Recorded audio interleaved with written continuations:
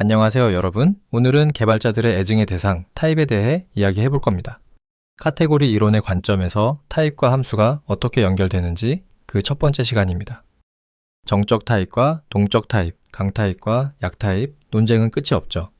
대체 우리 개발자들에게 타입이란 무엇일까요? 이걸 좀 다른 관점에서 볼게요. 수백만 마리의 원숭이가 컴퓨터 앞에 앉아 무작위로 키를 누르고 있습니다. 이 원숭이들이 과연 쓸만한 프로그램을 만들어낼 수 있을까요? 기계어라면 원숭이가 만들어낸 어떤 바이트 조합이든 실행될 겁니다. 하지만 고급 언어에서는 컴파일러가 문법 오류를 걸러내죠. 덕분에 수많은 원숭이들이 바나나를 못 먹겠지만 살아남은 프로그램은 좀 더 쓸만할 겁니다. 타입 검사는 여기서 한 걸음 더 나아간 아주 강력한 장벽입니다. 동적 타입 언어에서는 실행 타임에야 발견될 오류를 정적 타입 언어는 컴파일할 때 미리 잡아내죠. 일단 로미오가 인간으로 선언되었다면 그가 갑자기 나무짚을 피우거나 광합성을 할 수 없도록 막아주는 겁니다. 결국 질문은 이거죠. 원숭이를 행복하게 할 것인가? 아니면 올바른 프로그램을 만들 것인가? 카테고리 이론의 본질은 화살표를 합성하는 것입니다. 하지만 아무 화살표나 연결할 수는 없죠.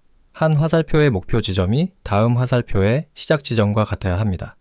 프로그래밍도 마찬가지입니다. 한 함수의 결과를 다른 함수로 전달하죠. 타입 시스템이 강력할수록 이 연결 부분이 서로 잘 맞는지 기계적으로 확인할 수 있습니다.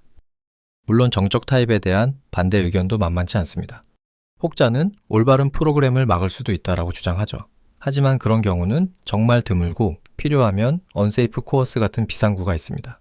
타입 선언이 귀찮다는 불평도 많지만 요즘엔 컴파일러가 알아서 타입을 추론해줘서 대부분 생략 가능합니다. 단위 테스트가 타입을 대체할 수 있다는 주장도 있지만 테스트는 확률적인 과정일 뿐 증명을 대체할 순 없죠. 자, 그럼 타입이란 대체 뭘까요? 가장 단순한 직관은 타입을 값들의 집합으로 생각하는 겁니다. 예를 들어 불타입은 true와 false라는 두 원소만 가진 집합이죠. 캐릭터 타입은 모든 유니코드 문자를 원소로 갖는 집합이고요. 물론 이 집합은 유한할 수도 스트링처럼 무한할 수도 있습니다.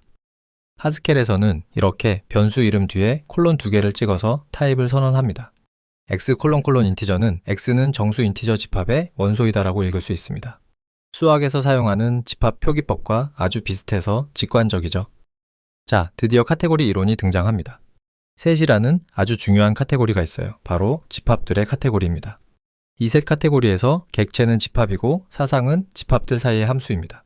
우리가 쓰는 프로그래밍 언어의 타입과 함수가 이 셋 카테고리와 아주 비슷하게 생겼다라는 게 핵심이에요.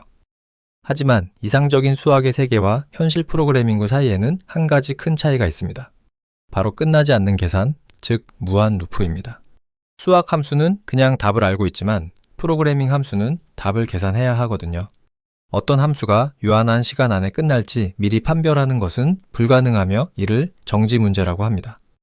이 문제를 해결하기 위해 컴퓨터 과학자들은 바텀이라는 기발한 해법을 도입했습니다.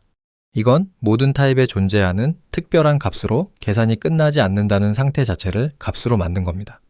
이제 우리는 무한 루프에 빠지는 함수뿐만 아니라 실행 타임 에러가 나는 모든 상황을 이 바텀으로 취급할 수 있게 됐습니다. 하스켈에서는 undefined라는 키워드로 이 바텀 값을 코드에서 직접 표현할 수 있습니다. 여기 f라는 함수는 타입상으로는 불리언을 반환해야 하지만 실제로는 undefined를 반환합니다. 호출하면 프로그램이 에러를 내며 멈추겠죠. undefined는 모든 타입에 속할 수 있기 때문에 이 코드는 타입 검사를 통과합니다. 바로 이 바텀의 존재 때문에 하스켈의 타입과 함수로 이루어진 카테고리는 엄밀히 말해 셋이 아닙니다. 이것을 해스크라는 이름으로 구분해서 부릅니다. 이론적으로 파고들면 끝없는 복잡한 얘기가 나오지만 걱정 마세요. 실용적인 관점에서는 해스크를 그냥 셋처럼 생각하고 진행해도 충분합니다. 우리가 굳이 타입을 집합해 함수를 수학적 함수에 비유하는 이유가 뭘까요?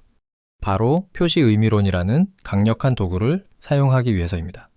코드를 어떻게 실행하는지 한 단계씩 따라가는 대신 코드 자체를 수학적 대상으로 보고 분석하는 거죠. 이렇게 하면 프로그램의 속성에 대한 수학적인 증명이 가능해집니다.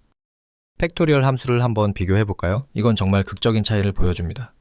왼쪽 C 코드는 변수를 선언하고 반복문을 돌리고 값을 바꾸는 방법을 일일이 명령하고 있습니다. 반면 오른쪽 하스켈 코드는 1부터 n까지의 곱이라는 수학적 정의 자체를 선언하고 있죠. 어느 쪽이 더 명확하고 실수할 여지가 적어 보이나요? 말할 필요도 없겠죠. 하지만 이런 의문이 들 수 있습니다. 팩토리얼 같은 순수한 계산 말고 키보드 입력이나 네트워크 통신은 어떻게 수학적으로 표현하지? 아주 날카로운 질문입니다. 오랫동안 이게 표시 의미론의 큰 약점이었죠. 하지만 유제니오 모지라는 분이 카테고리 이론을 바탕으로 모나드라는 개념을 발견하면서 이 문제가 해결되었습니다. 모나드는 나중에 아주 중요하게 다룰 주제이니 기대해 주세요. 프로그램을 위한 수학적 모델이 있다는 것의 가장 큰 장점 중 하나는 바로 정확성을 증명할 수 있다는 겁니다. 물론 우리가 만드는 모든 앱의 모든 기능을 증명할 필요는 없겠죠. 하지만 사람의 생명이 걸려 있거나 실패 비용이 천문학적인 소프트웨어에서는 이런 증명이 필수적입니다.